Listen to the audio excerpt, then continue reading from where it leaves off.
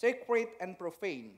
Jadi berbicara satu judul tema sakral dan yang tidak sakral, kudus dan yang tidak kudus. Sacred and profane. Kita akan membuka Alkitab kita 1 Petrus 1 ayat 13 sampai yang ke-16.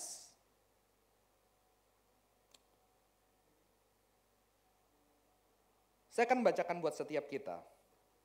1 Petrus 1 ayat 13 sampai yang ke-15. Sebab itu siapkanlah akal budimu, waspadalah dan letakkanlah pengharapanmu seluruhnya atas kasih karunia yang dianugerahkan kepadamu pada waktu penyataan Yesus Kristus. Hiduplah sebagai anak-anak yang taat dan jangan turuti hawa nafsu yang menguasai kamu pada waktu kebodohanmu. Tetapi hendaklah kamu menjadi kudus di dalam seluruh hidupmu, sama seperti Dia yang kudus yang telah memanggil kamu. Sebab ada tertulis, kuduslah kamu sebab aku kudus. Saudara-saudara, teman-teman jemaat yang dikasihi Tuhan, beberapa waktu yang lalu kita cukup dihebohkan di Indonesia itu dengan satu masalah yang terjadi ketika ada nama suci ya dari dua tradisi agama yang digunakan untuk advertisement sebuah tempat makan ya, tempat makan atau tempat minum. Oke. Dan itu menjadi masalah mengapa? Karena komunitas yang merasa nama itu dimiliki, merasa nama itu sakral dan itu dibuat profane. Sacred yang diprofanekan sehingga ada teriakan, kemarahan, kekecewaan, komplain. Sehingga semua tempat itu sekarang kalau Anda lihat sekeliling Jakarta semua itu sudah tidak ada. Yang kudus-kudus itu saudara-saudara ya. Yang kudus-kudus yang bercampur dengan sakral. Mungkin tempat itu menjadi terkenal kenapa? Karena kata sacred and profane itu dijadiin satu ya. Teman-teman, ini adalah isu tentang sacred and profane, tentang kekudusan dan ketidakkudusan. Ada satu masalah di sini mengapa? Karena masalahnya adalah kalau Anda boleh bandingkan kekristenan dengan agama lain, agama-agama tertentu lain punya yang namanya tempat sacred place. Kita punya sanctuary ya. Sanctuary itu satu tempat kudus. Sanctuary. Mereka punya sanctuary, punya tempat kudus. Ada tempat kudusnya di kota ini, di negara ini, di tempat ini. Tetapi sebetulnya kalau boleh ditanya, kekristenan ditanya mana tempat kudusnya. Kita nggak punya option. Mungkin kita bisa pergi ke Israel, ke tempat yang dulu katanya Yesus di sana. Yang kita juga sebelumnya tidak tahu tradisinya. Bercembat dengan relik-relik kuno yang mungkin pernah dijejaki kaki Yesus atau orang-orang kudus di masa itu. Kita juga merindukan sebuah sacred place. Ya, tapi kita nggak punya. Makanya gubernur beberapa tahun lalu bilang karena dia membuat program untuk bisa memberangkatkan agama tertentu ke tempat kudusnya, yang dari Kristen komplain, kita kok nggak diberangkatin, nggak ada perintahnya katanya ya, nggak ada perintahnya, lapain lu minta lu mau jalan-jalan aja. Ya, ada tempat kudus, Kristen nggak punya teman-teman. Ini masalah. Jadi bagaimana kita memahami sacred di dalam Christianity dan berkaitan dengan kita ketika kita hidup di dunia yang mungkin kita berpikir dunia ini profane, dunia ini unholy, dunia ini sekuler, dunia ini nggak ada kaitannya semua yang holy, teman-teman. Maka saya akan melanjutkan pembahasan kita hari ini. Ketika kita berbicara tentang sacred, apa itu sacred? The sacred, seorang tokoh fenomenolog agama-agama. Saya suka banget ketika membaca tulisannya, Mircea Eliade. Mircea Eliade adalah seorang fenomenolog. Jadi dia bukan orang Kristen, tetapi dia mendedikasikan seluruh hidupnya untuk hidup di dalam agama-agama tertentu selama beberapa tahun. Jadi dia neliti nggak cuma bagi kuesioner, dia ada, dia duduk di sana selama beberapa tahun, dia ikut ritual-ritual agama-agama besar sampai agama primitif, sehingga dia menulis ensiklopedia agama-agama. Dan ini kita punya peneliti juga yang lagi duduk di tempat kita ya, sing lagi diteliti ya. Ada teman saya lagi menyelesaikan tesisnya. Duduk bareng, merasakan, mengalami, makan makanannya, ikut ritualnya. Mircea Eliade tokoh yang hebat di dalam fenomenolog agama. Dan mungkin membuat dia hebat sampai akhirnya dia tidak memeluk agama apapun. Tapi dia bisa menceritakan tentang agama-agama itu dari pengalaman tubuhnya yang tinggal. Penelitiannya sangat luar biasa. Dan dia mengatakan ini, the sacred adalah the opposite of the profane. Gampang ya. Apa yang sakral? Lawan yang profane. Yang profane itu apa? Yang profane itu yang enggak murni. Yang unsanctified. Defile. Yang enggak sempurna, enggak kudus. Sakral itu lawannya. Dan waktu dia menuliskan bukunya dia ngomong gini. Yang sakral itu sebetulnya tidak pernah hilang sampai manusia modern. Sampai kita sekarang yang merasa hidup kita sehari nggak ada sakral. Dia mengatakan bahwa di dalam ritual harian kita, walaupun kita nggak ke gereja, kita tidak beribadah, kita tidak beragam, selalu ada yang namanya sakral. Oke? Kalau profane apa? Saya jelaskan dari profane. Kalau profane sesuatu yang homogen. Jadi kalau hari itu profane apa? Ya udah hari Selasa, Senin, Selasa, Rabu, Kamis, Jumat, tahun 2001, 2002, 2003. Itu sama, profane semua sama, nggak ada bedanya. Oke? Dan Mircea Eliade mengatakan apa? Mircea Eliade mengatakan dunia sekarang butuh yang sakral. Nggak bisa. Walaupun orang tidak beragama dan merasa hidupnya tidak sakral. Dia punya sakral. Artinya apa? Selalu ada perayaan. Oh ini adalah tempat gua jadian pertama kali. Secret. Satu momen yang nggak homogen. Satu momen yang berbeda. Oh, gua dulu pemberkatan di GKY gitu ya. Yang mau nikah ya, banyak yang mau nikah. GKY Puri. Oh, gua dulu diputuskan di tempat ini. Itu ada tempat sakral. Sehingga kita ketika datang itu ada perasaan-perasaan yang berbeda. Beda kalau kita belum mengalami itu ya. Ya.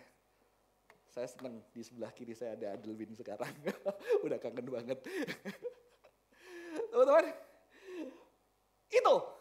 Dan ternyata dunia kita nggak bisa lepas dari yang sakral. Sakral itu berbicara apa? Penampakan sesuatu yang berbeda di tengah dunia. Itu sakral, di tengah yang profane. Sehingga semua orang, kalau menurut Mircea Eliade adalah sebetulnya religius. Karena kamu membutuhkan mensakralkan hari tertentu. Ya, sampai harus tunanganku di hari itu. Ketika akhirnya kena COVID bahaya gua gitu kan. Gimana gua hari sakral, tanggal sakral nggak bisa. Kita butuh yang sacred. Karena manusia adalah makhluk agama. Homo yang makhluk yang agama, saudara-saudara. Ya. Dan berbicara tentang itu kita akan meliti di Alkitab. Sebetulnya sacred itu ditandai dengan apa? Ditandai dengan yang namanya hierophany. Ya. Ada satu the act of manifestation of the secret. Jadi ada satu tindakan manifestasi yang sakral. Oke? Tindakan Allah kalau biasanya di dalam agama ada Tuhan yang datang. Makanya itu tempat Musa masuk itu harus lepas. Ada api, ada Tuhan nampakin diri. Dia harus lepas sandalnya. Tuhan mengatakan apa? Tempat ini kudus. Makanya beberapa agama tertentu melepas kasutnya ketika dia beribadah. Untuk menghargai sebuah tempat. Dia membersihkan dirinya untuk beribadah. Ya, itu sebetulnya ada di dalam tradisi Alkitab. Ada satu tempat yang sakral itu memanifestasikan dirinya. Ada satu momen, ada satu kejadian. Ya kalau itu kita buat, kalau kita kejadian sakral pernikahan kita gitu kan. Atau kejadian sakral jadian kita. Maka kalau ada lupa kita bisa menyalibkan dia begitu ya. Lu lupa ya hari jadi kita ya. Ya, lu lupa ya. Caranya adalah kamu tetap terpaksa harus cari hari yang baik supaya gampang ingat ya. Saya sengaja memilih karena saya tidak begitu bagus mengingat tanggal-tanggal. Saya selalu mengingat hari, kebetulan anak saya operasi semua. Supaya anak saya tidak menyalahkan saya ingat. Karena saya kalau masalah angka lemah. Ya, saya lemah di dalam angka. Jadi kalau anak saya yang pertama gitu 18 bagi 2, 2008 lah itu lahirnya. Anak saya kedua 011. Jadi saya mencoba mensakralkan supaya tidak disalahkan sama anak saya nantinya teman-teman ya. Karena saya tidak gampang mengingat tanggal. Dan saya biasa hitung umurnya sekarang berapa ya. Selalu ditanya 2 hari lagi berapa saya hitung lagi dari tanggalnya. Saya ada punya kelemahan di situ.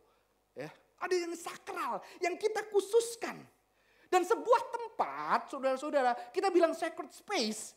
Yang bikin tempat itu spesial bukan space-nya tapi sacred-nya, betul gak? Karena kejadiannya, ada yang sakral, maka tempat itu spesial. Kalau profane itu gak ada gunanya, tempat itu biasa aja. Tapi begitu sepatu saya pakai biasa aja. Tapi begitu Michael Jordan datang pakai sepatu ini udah beda. Dipakai pertandingan 1, ngeri. Sepatunya sama, yang menjadi beda apa? Kehadiran yang sakral itu di sepatu saya saudara-saudara. Ya. Makanya restoran-restoran pun selalu menjepret kehadiran artis-artis tertentu ditempelin di dindingnya. Sampai dindingnya gak cukup. Itu jadi restoran yang sakral.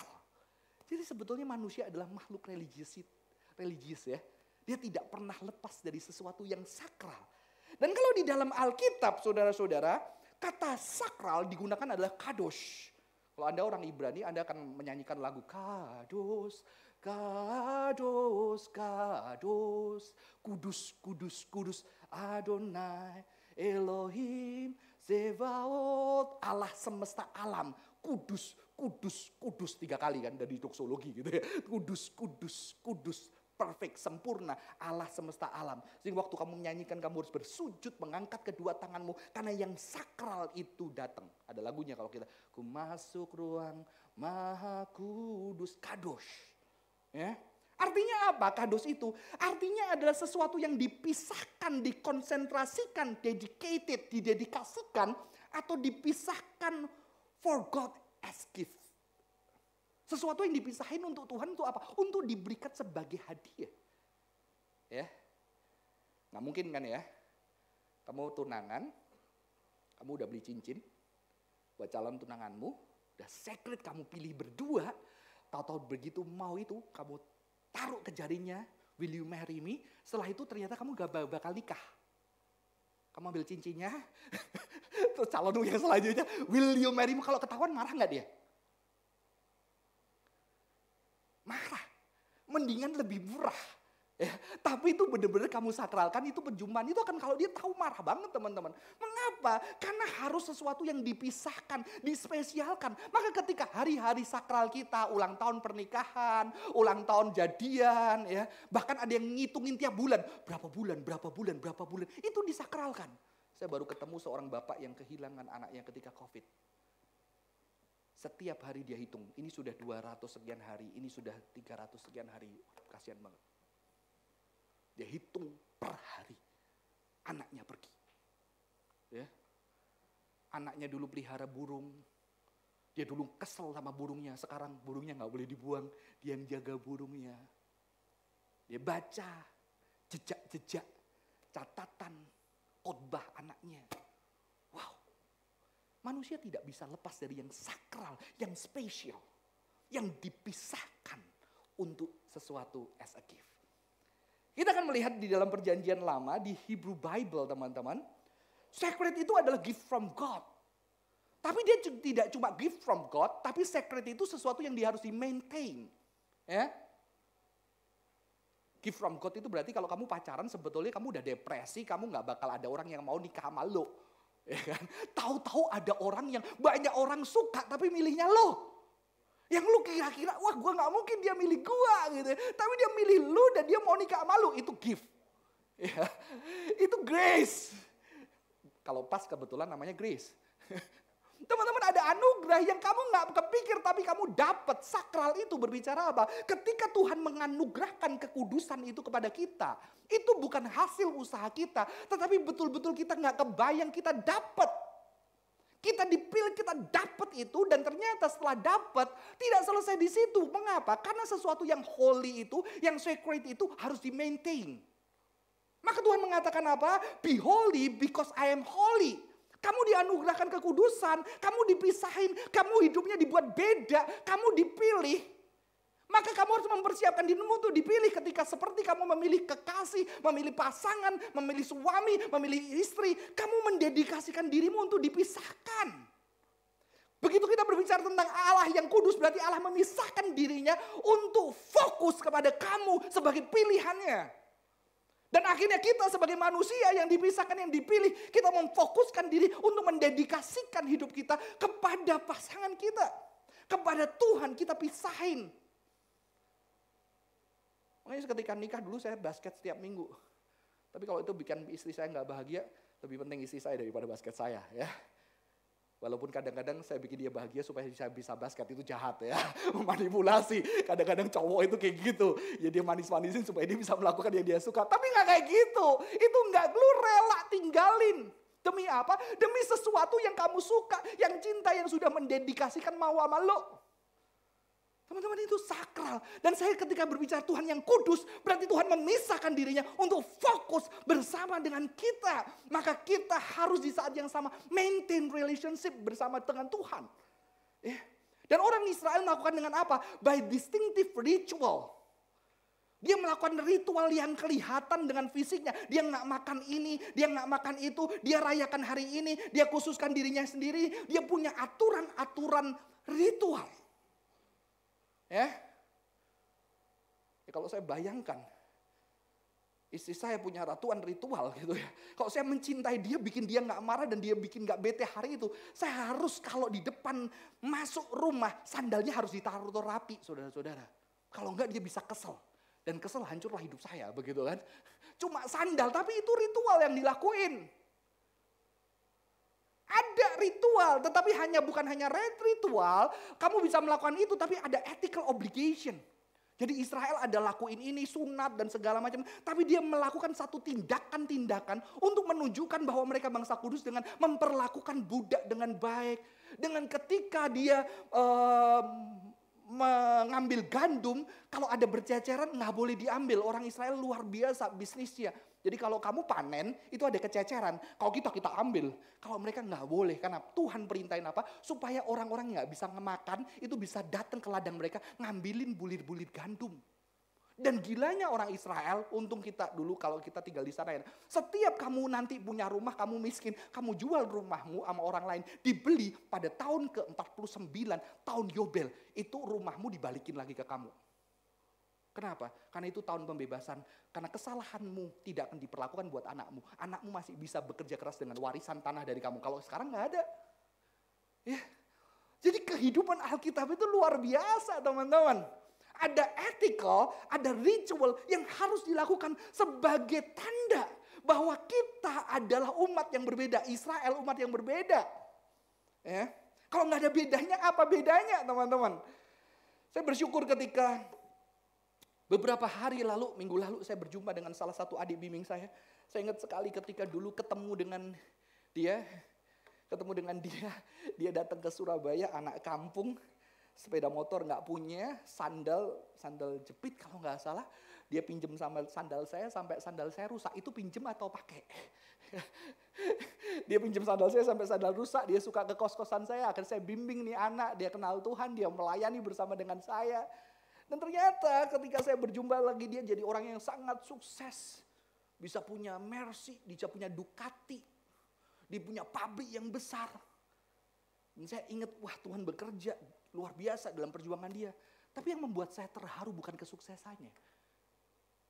Yang membuat saya hampir menangis ketika kemarin.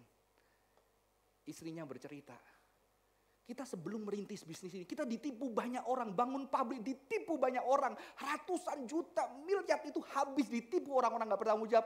Waktu itu kita punya satu produk kecantikan, karena kita gak punya pabrik, kita titipin pabrik lain. Kita titipin pabrik lain sampai akhirnya maju, pabriknya sampai berkembang karena itu produk juga maju. Ketika maju akhirnya kita pikir bikin pabrik baru. Begitu bikin pabrik baru logikanya apa? Nanti begitu gue udah punya pabrik baru, ini gue ambil, gue taruh ke pabrik gue pasti costnya murah, betul gak? Tapi yang membuat gue kagum adalah apa? Sampai yang punya pabrik ketakutan. Waduh kalau dia udah jadi pabriknya gimana ini? Udah ada karyawan banyak. Yang membuat saya ada terharu adalah istrinya bilang itu. Tapi saya bilang sama yang punya pabrik, gak apa-apa. Kamu sudah cukup jadi berkat buat kita. Itu tetap biar di pabrikmu. Dan saya berusaha dengan pabrik yang baru. Untuk memulai produk baru, mencetak produk baru. Jadi apa yang sudah dikerjakan, dia rela rugi lebih banyak untuk orang lain dan karyawannya bisa hidup. Dan itu yang membuat saya tersentuh. Mungkin pabrik kerja profane. Tapi di situ ada kehadiran yang sakral. Ketika ada firman Tuhan diterapkan. Dan itu yang membuat saya berkaca-kaca. Dan saya bilang itu perintah Alkitab. Amin. Itu sakral bagi saya. Maka saya mengatakan kalau kamu jadi bisnismen. Itu kamu juga hamba Tuhan. Mengapa? Karena Yesus memberi makan 5.000 orang. Kamu kasih makan berapa orang kalau karyawanmu 100? Sehari makan berapa kali? Mujizat yang dilakukan Tuhan pun kamu lakukan. Sehari 3 kali. Percaya nggak percaya, mereka bersyukur kepada Tuhan bisa makan. Nggak cuma makan, mereka bisa main di alun-alun, di time zone dan segala macam. Berdasarkan strata sosialnya. Begitu kan teman-teman? Itu adalah berkat yang Tuhan berikan.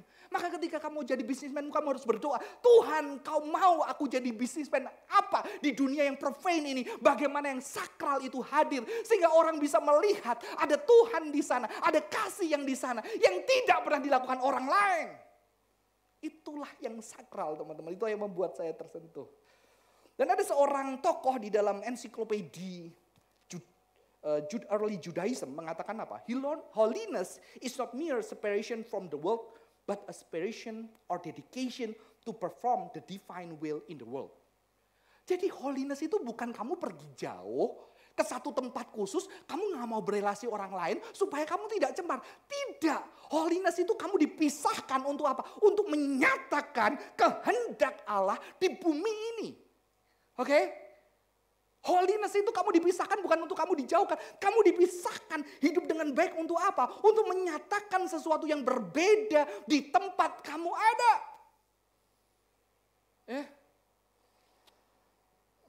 Ada teman dari Sing ya. Saya juga seneng. Dia punya usaha. Dan suatu hari dia bilang, wah gue bahagia kok punya usaha. Bahagianya kenapa? Gue pikir dapat tender yang gede gitu kan. Enggak. Bahagianya gajinya dia dikit sih. Usaha tapi yang digaji lebih banyak dari apa yang dia dapat.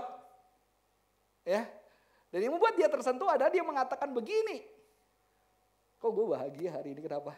Ketika aku berpikir tahun depan aku naikin gaji teman-teman. Teman-teman yang kerja sama bilang aku gak mau naik gaji. Oh, kamu pernah ketemu karyawan gak mau naik gaji? Gila kan, goblok banget gitu ya. Kalau naik bareng-bareng. Di situ ada kebahagiaan, ternyata gue gak sendiri. Tuhan, itu kekristenan teman-teman. Bukan berbicara kamu kaya. Kamu hebat, kamu sukses, kamu punya semuanya, kamu bisa jalan-jalan ke luar negeri. Saya tersentuh ketika melihat.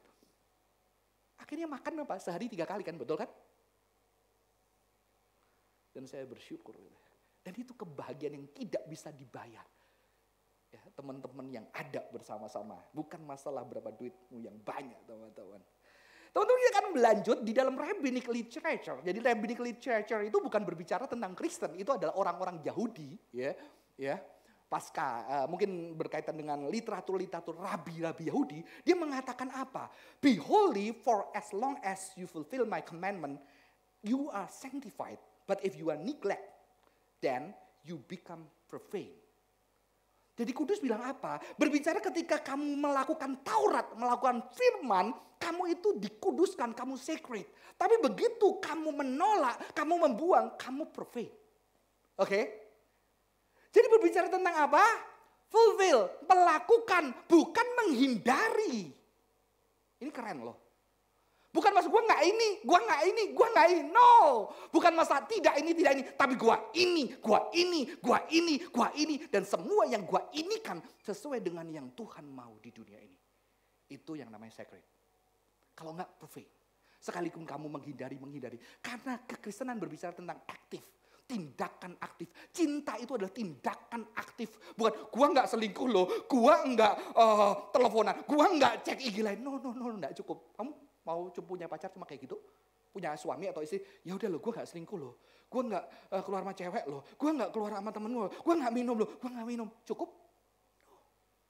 Cinta berbicara apa? Itu semua udah standar teman-teman. Tapi gue mau melakukan yang terbaik untuk apa yang kamu mau. Apa yang kamu inginkan, aku berusaha. Saya tuh kadang-kadang kurang ajar jadi suami. Kebahagiaan istrinya saya tuh kalau di pasar, saya bawa belanjaan gitu ya, geret gitu kayak kambing congek gitu ya. Dia pulang bahagia banget, saya nggak bahagia. Apalagi kalau dia ngoceh-ngoceh dan ngobrol sama tukang sayur. Gimana? Gue sebel banget gitu ya. Akhirnya saya punya track, oke, aku tahu kapasitas mencintaiku tidak bisa menemani kamu, ya udah aku ajak kamu, ya udah kamu taruh aku ke warung kopi, nanti kamu jemput ya. Ya istri saya baik lah ya. Ya satu hari ya aku pemuritan di warung kopi ya. Ada anak yang saya bimbing kadang-kadang ke gereja ini kan. Ya, gue pemuritan, melakukan pekerjaan Tuhan. Kalau nemenin dia kagak gitu kan. Terakhir Cimel sempat komplain gitu ya. Kamu kok temenin? Enggak lah, males apalagi kamu ngoceh-ngoceh sama tukang-tukang sayur gitu, ngapain gue lah gitu. Tapi kemarin sempet satu hari pergi. Dia lagi bukan masalah sayur, dia lagi nggak emotion, unstable segala macam. Terus ketika, ayo temenin kalian, nggak mau, gua mau kopi. Tapi ternyata dia keluarin air mata. Dan saya merasa jahat. Dan hari itu saya melakukan tindakan cinta, walaupun sedikit terlambat ya. Nunggu nangis dulu teman-teman. Saya geret, saya anterin beli apa. Dan itu adalah bagian dari secret. Bukan tidak ini. Atau mending gue lebih baik kok dari pasangan lain daripada yang itu. Lebih baik lu milih mana. No. Tapi dia punya kebutuhan yang saya harus belajar mencintai. Ya, saya yakin kalau ditemenin setiap minggu pasti dia juga kasihan sama saya. Bener gak kalau dia sayang saya? Yaudah sekali-kali kamu warung kopi, kan adil ya teman-teman.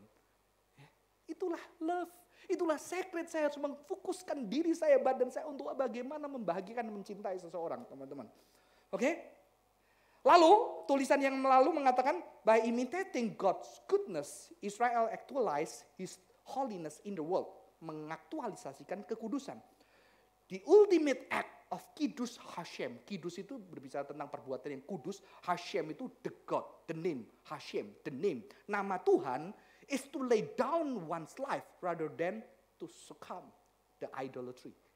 Lebih baik apa? Satu tindakan kudus atas nama Hashem, nama Tuhan, adalah memberikan hidupnya daripada menolak dan melawan berhala-berhala. Wah, ini rabbinik keren juga ya. Dan akhirnya apa yang dilakukan Yesus untuk menunjukkan kesakralan yang dahsyat di dunia ini, dia memberikan hidupnya. Jadi kalau Yesus dilihat secara rabbinik, saudara-saudara, ini adalah sebuah ultimate act. Satu tindakan yang sangat besar untuk menyatakan kekudusan Tuhan. Ketika memberikan dirinya buat orang lain, saudara-saudara. Kita akan masuk, tadi kita udah lihat Alkitab Ibrani, kita udah lihat Rabbinic Literature, sekarang kita lihat Alkitab. Ternyata saudara-saudara, di dalam early Christian, dikatakan apa? Ternyata kekristenan awal nggak punya sacred place. Makanya dia kumpulnya di goa-goa tempat pekuburan namanya katakom. Dia kumpulnya adalah di rumah-rumah. Kadang ada jemaat yang kaya, kadang ada yang gak kaya sehingga biasa kumpul gak banyak. Ada yang cukup bisa 30-40 orang ruangannya. Tapi juga kadang-kadang mereka harus bersembunyi di goa-goa tempat pekuburan supaya mereka sembunyi-sembunyi. Ternyata mereka gak punya sacred place. Mereka menjadikan tempat yang profane, perjumpaan-perjumpaan, pertemuan-pertemuan mereka dilakukan di tempat profane. Mengapa saudara-saudara? Karena di dalam early Christianity kita percaya ada embodied the sacred. Ya. Yang sakral itu ditubuhkan. Perjamuan kudus. Yang sakral itu Tuhan itu dikuduskan. Maka Mercia Eliada mengatakan apa? Ini adalah the supreme hierophany.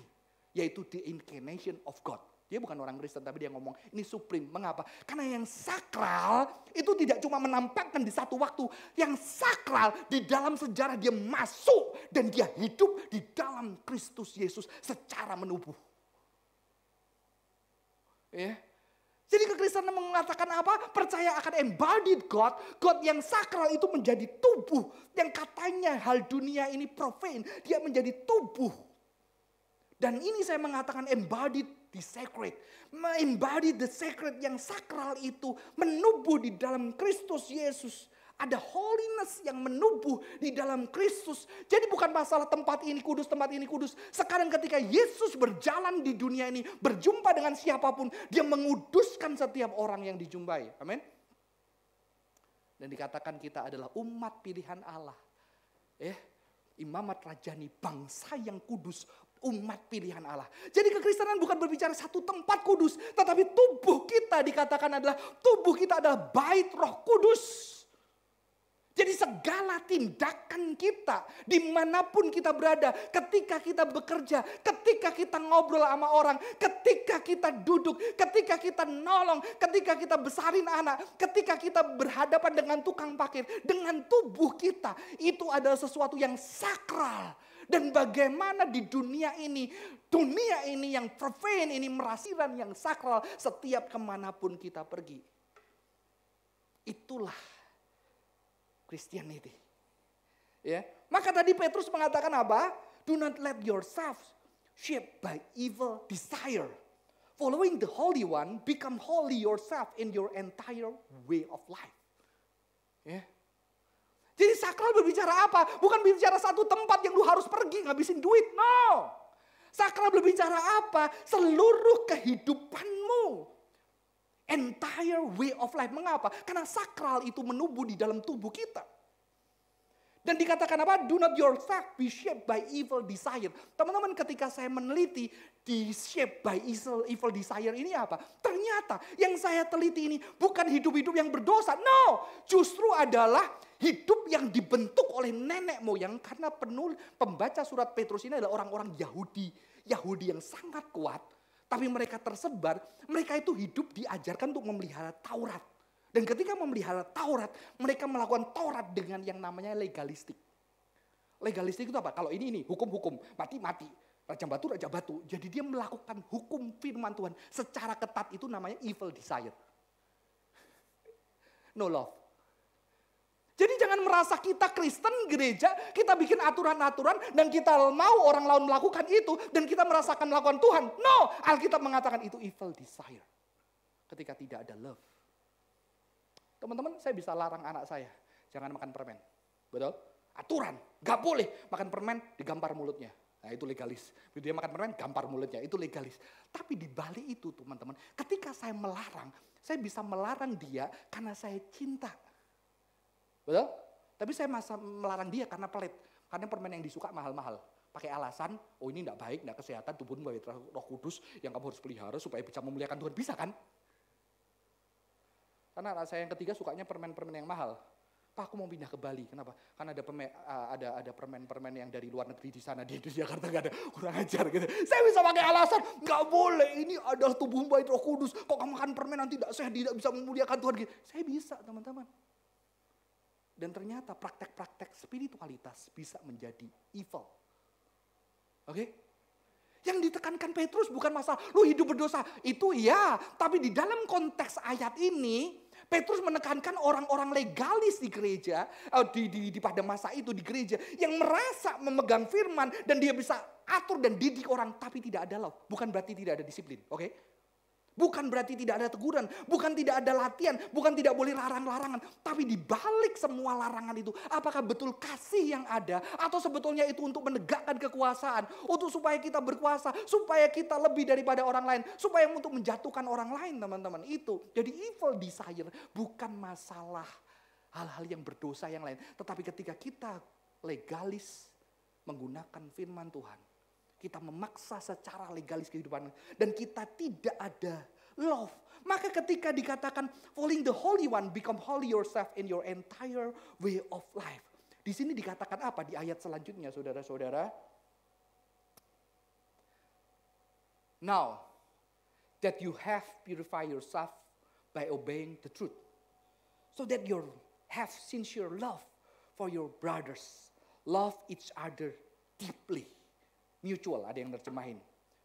With all your heart, you have born again, not from some seed that will decay, but from one that cannot decay, to the living word of God that lasts forever. Jadi word of God yang lasts forever, yang gak pernah decay itu membuat kamu apa? Yang membuat kamu kudus sehingga kamu bisa apa? Sehingga kamu bisa punya hati yang tulus. Untuk mengasihi saudaramu, kamu saling tidak hanya mengasihi, tapi ada satu mutual love, ada satu kasih yang sangat dalam. Love each other deeply. Karena kamu sudah apa? Karena kamu sudah dibaharui. Karena kamu sudah direstorasi teman-teman. Saya mengutip lagi Mircea Eliade, dia mengatakan apa? Mircea Eliade mengatakan apa? Salah satu ciri agama-agama yang dia teliti, mereka selalu punya nostalgia for paradise. Wah, ya kan? Selalu merindukan ada satu tempat yang dulu lebih indah, yang dulu manusia nggak jahat, yang dulu alam baik, semua jejak-jejak agama dan semua ritual-ritual sakral yang dilakukan agama untuk mengingat kembali momen penciptaan, untuk kembali mengingat momen masa lalu ketika Tuhan membentuk bumi ini dengan indah. Semua agama-agama, mulai agama besar, primitif, semua ada nostalgia for paradise, nostalgia for paradise, untuk kembali ke paradise, kembali kepada hal-hal yang bersifat awal. Dan ternyata Tuhan mengatakan apa? Tuhan mengatakan teman-teman, Di situ apa? Manusia dikembalikan ketika sudah ditebus dari sesuatu yang sejak awal. Firman Tuhan mencipta manusia sejak awal. Firman itu adalah kasih Allah. Firman itu adalah Kristus yang menciptakan manusia sejak awal. Dan ketika kita percaya, kita dikembalikan seperti di paradise itu. Untuk apa? Untuk mendatangkan holiness. Untuk mengadakan yang sacred ini dengan tubuh kita yang profane. Ya, sehingga dimanapun kita berada, kita bisa mendatangkan kerajaan Allah. Maka saya suka lagu, kerajaanmu datanglah, kehendakmu jadilah, di bumi seperti di surga. Apa? Muliakan raja segala raja, penguasa di udara, penguasa internet gitu enggak ya? Penguasa di udara dilumpuhkan, biarlah nama Tuhan ditegakkan sekarang. Saya lupa teks selanjutnya teman-teman. Artinya apa? Segala kekuasaan yang jahat membuat dunia ini baik. Ketika kita anak-anak Tuhan ada di dunia ini, kita berseru kerajaan lamamu datanglah, kehendakmu jadilah di bumi seperti di surga. Dan kami umatmu yang ada di bumi ini menyatakan kehendak Tuhan di setiap penjuru bagian di tempat kami ada. Amin. Di dalam tempat kerja, di dalam dunia musik, di dalam dunia bisnis. Apapun itu, kita datang di sana dan berseru kerajaanmu. Sehingga yang terjadi di bumi seperti di surga. Yang sacred dan yang profane itu tidak terpisah. Amin. Itulah teman-teman. Dan saya akan akhiri khotbah saya dengan satu buku ya. Saya ketika mempersiapkan ini saya tahu saya capek baca buku teologi terus saya baca humor teologi gitu ya. Tetap teologi. Ini ditulis seorang Katolik yang namanya James Martin. Ya, dia menulis Between Heaven and Earth. Jadi antara surga dan hal-hal yang konyol gitu ya, yang lelucon gitu ya. Karena kita menganggap tertawa itu di dalam kekristenan cukup lama, berabad-abad, tertawa itu dianggap sesuatu yang tidak rohani. Maka kalau ngakak itu, wah kamu nggak rohani, kamu dikuasai roh jahat yang bisa mencemooh dan segala macam. Itu ada di dalam tradisi teman-teman. Ya, jadi ada yang sakral. Kalau heaven itu sakral. Dulu orang kudus nggak boleh tertawa. Begitu tertawa berdosa lu. Ngakak, siapa yang suka ngakak? Dosanya banyak gitu ya. Nggak tahu. Dan dia ngomong apa? Ada satu yang berbeda di sini. Mengapa? Karena our understanding of God is joyless judge. Legalis, betul ya? Begitu ada yang tertawa, legalis, kita lihat Tuhan itu kayaknya nggak joy banget. Ya. Saya mikir loh, kenapa orang Kristen kalau Jumat Agung itu bisa sedih banget, tapi kalau waktu Paskah kok nggak bisa ceria banget ya, bener gak? Paskahnya pun sedih, bener gak? Loh saya mengalami loh, kenapa ya gue Paskah nggak bisa, dia bangkit gitu ya. Tapi kalau pas Passion of the Christ itu bisa nangis, tapi kalau Paskah nggak bisa. Ya. Terus dia mengatakan apa? Dia mengutip Reinhard Niebuhr mengatakan humor is prelude to faith. And laughter is the beginning of prayer. Waduh, jadi kalau mau doa tertawa dulu, kalau enggak lu enggak bisa doa gitu. Saya kalau sama teman-teman, saya punya kelompok teman-teman hamba Tuhan gitu ya. Kadang-kadang kita capek dengan pelayanan, kita kalau udah guyon udah ngaco. Isi saya baca shock gitu ya. Ini hamba Tuhan semua. Itu salah satunya teman saya yang hadir itu. Kita kalau ketawa ngakak, kita pikir itu nggak rohani. Ya. Joy, humor, and laughter as part of healthy spiritual life. Ya. Dan ini menarik. We may even laugh for joy when we meet God. We meet God. Joy characteristic of those close to God. Kenapa? Injil itu nggak berbicara cuma kematian Kristus. Injil itu bisa kabar sukacita. Tapi kenapa banyak orang Kristen nggak merasakan joy? Kenapa nggak tampak di wajahnya? Jadi ketika saya berbicara kasih itu ditantangkan. Ketika kamu dikasihi dengan penuh, wajah kamu kira-kira bagaimana? Kalau kasih itu ada. Nangis ada. Karena sukacita yang terbesar ada ditandai dengan tangis. Karena terlalu painful hidup kita kan. Betul kan? Tapi apakah tidak ada senyum bahagia yang membuat kita bahagia? Saya ketika mempersiapkan ini saya bayangin. Saya paling anak yang nomor 2 itu kalau dicintai itu dia bisa senyumnya itu bahagia. Kadang-kadang ketika saya cintai dia saya lebih bahagia lihat senyumnya. Dan cinta itu harusnya menghadirkan joy. Menghasilkan senyum, sukacita. Coba lihat kanan kirinya tersenyum enggak gitu ya. Matanya sipit enggak teman-teman? Joy itu dekat sama kekristenan. Teman-teman, kehadiran cinta di bumi ini. Ketika dengan hidup kita, dengan tubuh kita yang terbatas, kita menghadirkan cinta. Kita menghadirkan kebahagiaan. Saya lagi belajar ketika mempersiapkan ini. Kok Johan kalau khotbah itu gampang ya bikin nangis orang dan segala macam. Tapi apakah saya bisa ya dipakai Tuhan untuk saya tertawa? Berarti harus saya merasakan secara pribadi kebahagiaan mengenal Tuhan. Kebahagiaan merasakan cinta Tuhan. Kebahagiaan mencintai. Sehingga orang bisa merasakan apa yang saya rasakan. Seperti ketika anak saya peluk dan dia bilang, makasih Papa, saya bahagianya sampai nangis gitu ya. Painful, tapi melihat dia bahagia dengan senyum. Dan saya merindukan gereja menjadi satu tempat untuk orang-orang bisa datang di sini. Yang dulu stres, nangis doang, nanti nangis sambil tersenyum. Serem ya?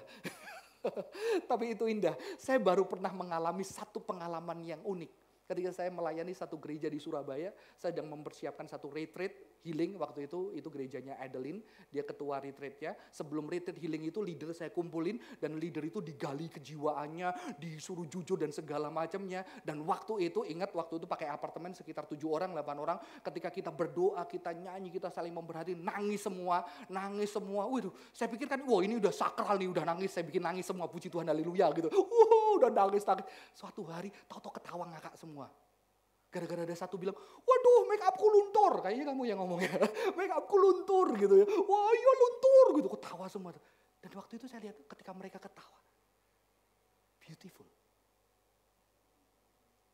Itu pengalaman pribadi saya. Indah loh. Saya juga ikut kakak. Waduh kapok make upnya luntur. Makanya jangan make upan tebel gitu ya.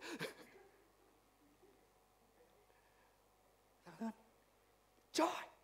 Dan saya rindu ketika kita mendengar firman ini, kamu datang keluar sana, gereja bukan hanya di sini mereka merasakan kekudusan Allah, tapi ketika kamu sedang main musik, ya, ketika kamu sedang duduk, atau ketika main musik, temen bete, kenapa lu bete? Terus kamu peluk dia, ayo kita doa, terus kamu ada guyon. Makanya kadang-kadang saya konseling orang sering istilahnya, kenapa lu ngajak ketawa-ketawa? Ketawa itu kadang mewakili kepedihan yang terlalu dalam, saya bilang gitu ya.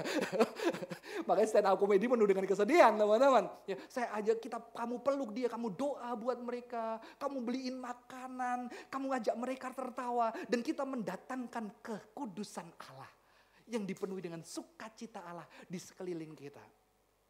Minggu lalu saya berjumpa dengan seorang bapak yang sudah 8 bulan tidak berjumpa dengan istrinya. Dan ketika dia, ayo Pak, nongkrong, udah ayo ke kafe, dia bilang, enggak ke kafe, boleh enggak ke apartemen saya. Saya enggak tahu, saya males sih ke apartemen, tapi ya udahlah ikut. Tapi ketika ikut ternyata apartemennya sepi. Dan baru dia berbicara, dia udah nangis. Dan ketika nangis ternyata pembantu harus datang, dia cerita gimana sakitnya ditinggalin istri, gimana dia kecewa dan dia marah. Aku salah nggak benci sama orang, marah buat orang, aku bergumul, aku pengen ngasih tapi aku benci dengan orang, aku nggak bisa. Saya cuma bilang, Pak pengen mati, bunuh orang itu nggak. You are on the path of forgiveness. Kamu gak pengen orang itu mati kan? Kamu berjuang untuk pengen mengasihi tapi kamu belum bisa. Kamu on the path of forgiveness. Terus ketika ada tukang bersih-bersih mau datang, boleh gak ke rooftopnya? Udah boleh rooftop. Dan saya ingat sekali waktu di rooftop dia cerita dan nangis. Terima kasih Pak. Bapak yang paling ngerti saya. Enggak Pak, justru saya gak bakal ngerti Bapak. Saya gak bakal bisa ngerti. Saya cuma bisa dengerin. Dan ketika di rooftop itu, dengan angin yang kencang yang siap membuat saya masuk angin, saya peluk Bapak ini. Dan kita berdoa bersama-sama. Itulah kekudusan. Keluar di sana banyak orang-orang yang membutuhkan pelukan tanganmu, tawamu, sukacitamu untuk duduk di sana. Ketika tidak ada orang dan kamu duduk tertawa bersama. Maka banyak orang senang ke tempat dugem. Kenapa? Ketika sedih ada temannya yang ngajak dia ketawa sampai jam 3 pagi. Benar gak? Saya baru tahu loh. Itu mereka fellowship-nya luar biasa. Saya punya adik bimbing yang masih rokok. Suatu hari dia sakau dia, aduh nggak ada rokok, geter badannya, otaknya nggak jalan gitu, keringetan, aduh, terus dia, Pak aku mau minta sama itu, loh kamu kan nggak kenal, nggak apa-apa minta, pasti dia tahu pergumulanku, hah, gila, dan bener dia minta, saya lagi butuh rokok, boleh rokok, satu aja, enggak, yang banyak ambil nggak apa-apa, gila fellowship terjadi saudara-saudara, karena dia tahu pergumulannya, dan saya lihat, wow, itu dunia kita. Sehingga jangan ada yang terjadi seperti Joker. My mother always tell me to smile and put on a happy face. She told me I had a purpose to bring laughter and joy to the world. Dia berjuang memberikan sukacita, tapi dia nggak kuat dan akhirnya dia di dalam kekecewaannya menjadi orang brutal, marah. Karena gak ada orang yang datangkan kebahagiaan dan cinta buat Joker. Ini salah satu film yang cukup menyentuh saya. Mari kita tenangkan hati kita. Saya minta pemain musik boleh ke depan. Mari kita ambil waktu sejenak.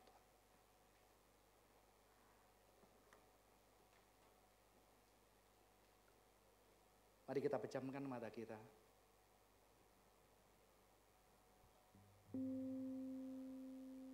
Mari kita rasakan tubuh kita.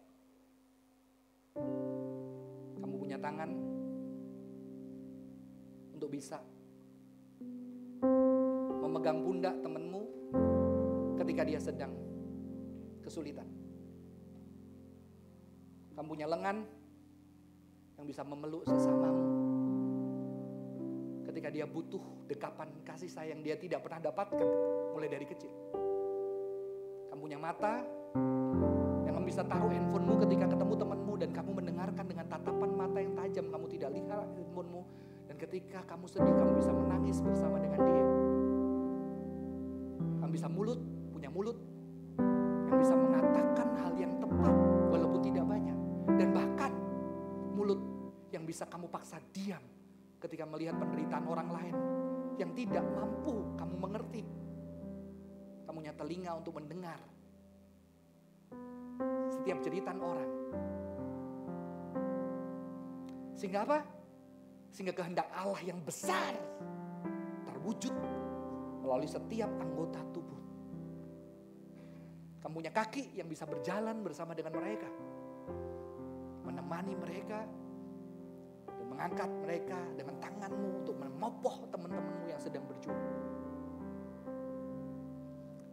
Tapi tidak hanya itu, kamu juga diberikan tubuh untuk kamu bisa meminta tolong kepada temanmu, meminta kehadiran, meminta pelukan, meminta doa, meminta dekapan, meminta penghiburan, meminta telinga untuk didengarkan.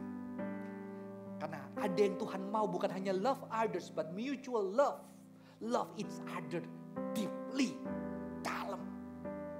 Yang membuat kekristenan kudus inilah. Dan mari kita berdoa. Biarlah Tuhan boleh pakai kita, setiap bagian tubuh kita. Itu boleh jadi berkat. Mendatangkan, dipisahkan tubuh kita. Bukan untuk pukul orang, katain orang, rendahin orang, ninggiin diri kita. Tapi untuk boleh jadi blessing buat saudara-saudara, keluarga, teman, siapapun itu di luar kita. Mari kita berdoa. Tuhan berkati setiap kami, anggota tubuh kami, diri kami yang sudah ditebus, yang dimana kekudusan itu ada dan Tuhan datangkan secara menubuh bagi kami. Bila kehidupan kami boleh menjadi berkat. Dan kami rindu sekeliling kami, sahabat kami, keluarga kami, teman kami, atasan kami ataupun bawahan kami bisa tersenyum bahagia, merasakan cinta Tuhan di dalam kehidupan mereka.